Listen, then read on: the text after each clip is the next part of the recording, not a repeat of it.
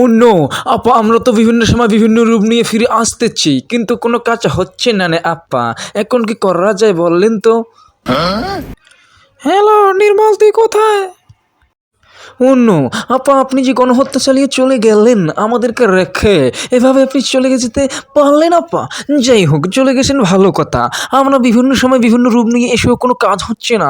বাংলার মানুষ আমাদেরকে মরণ ঘাটে পাঠিয়ে দিয়েছে, মানে শ্মশান ঘাটে। আমরা এখন শ্মশান ঘাটে আপা নৌকা নিয়ে ঘুরতেছি, কিন্তু এই নৌকা তো কোথাও জায়গা পাচ্ছে না আপা। নৌকায় আমরা খাইতেছি, নৌকায় আমরা হাঁকতেছি, নৌকায় আমরা ঘুমোচ্ছি আপা। মানে আমরা এখন নীল নদে নৌকা নিয়ে ঘুরতেছি। কি করা যায় আপা, একটু বললেন তো? শোনো, আমাদের সর্বশেষ একটাই উপায়, বাংলাদেশে হিন্দু মুসলমানের মধ্যে কাজিয়া লেগে দিয়ে দেশটাকে অস্থিতিশীল করা। তোমরা এক কাজ করো, ইসকন নামক জঙ্গি সংগঠনের সাথে যোগাযোগ করে ওদেরকে দিয়ে দেশে অরাজকতা সৃষ্টি করো। ওরা মুসলমানদেরকে মারবে, মুসলমান ভাববে হিন্দুরা আমাদেরকে মারতেছে, তখন ওরা সাধারণ হিন্দুদেরকে মারবে। এভাবে হিন্দু মুসলমানের যুদ্ধ লেগে যাবে। আরে অভিভাবক, সকাল সকাল আমরা ডাকলেন কেলা, কি হয়েছে? আমি ছিলাম বাথরুমের ছাদে ঘুমাইছিলাম, ওই নৌকায় উঠে তো কি বিপদে পড়ছি, মাখার ঘুমানোর জায়গা পাইতেছিলাম না, পরে ছাদে গিয়ে ঘুমাচ্ছি। কি হয়েছে কোন? শোনো, আপার সাথে আমার কথা হয়েছে। আপা বলে দিয়েছে সর্বশেষ আমাদের একটাই উপায়, সেটা হচ্ছে বাংলাদেশে হিন্দু মুসলমানের মধ্যে কাজিয়া লাগাই দেওয়া। এই জন্য মাঝখান থেকে একটা থার্ড পার্টি ইসকন গ্রুপকে এনে বাংলাদেশে হাঙ্গামা সৃষ্টি করা। তোমাকে আমি যেভাবে বলতেছি তুমি ওভাবে গিয়ে ওদেরকে বুঝাই শুনে রেডি করে হামলা শুরু করে দাও। যাও। আরে অভিভাবক, আপনি কইতেছেন কি? এই জিন্দিগিতে 80টা খুন করেছি, এবার 81 নাম্বার খুন করে আইতে আছি, আপনি খারান।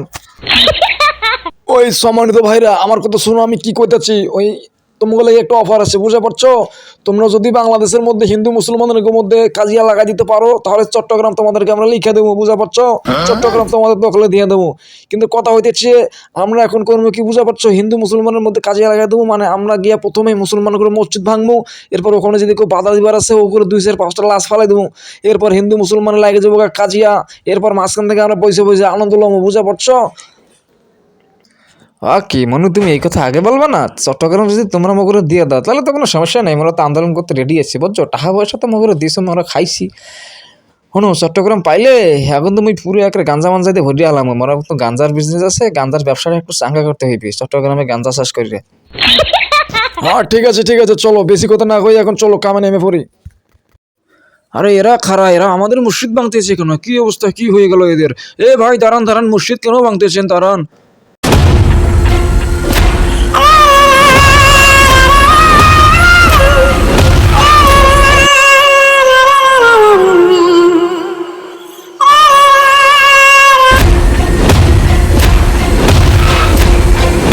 মাউর বেটা, এত তাড়াহুড়া করে ছুরি মুড়ি লে কোথায় যাচ্ছিস বে? একটু খারাপ না?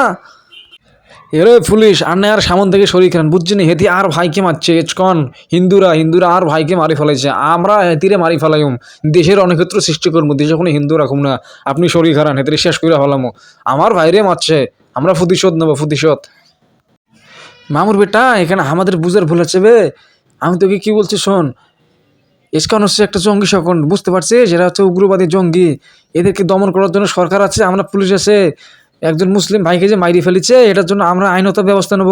কিন্তু আমরা যদি এখন মুসলমান হিন্দুর মধ্যে কাজিয়ে লাগাই, তাহলে তো ওরা সফল হয়ে যাবে।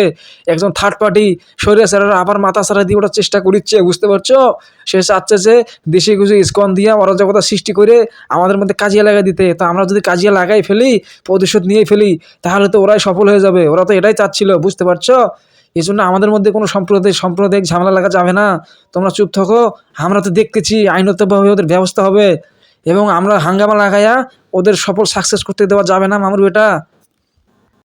জি আমি বুঝতে পারছি, হেতিরা আমাদের মধ্যে জ্ঞান জগৎ লাগা দিতে চাইতেছে কেন, হিন্দু মুসলিমের মধ্যে কাজিয়া লাগা দিবার চাইতেছে কেন? এটা আমরা হতে দিত না।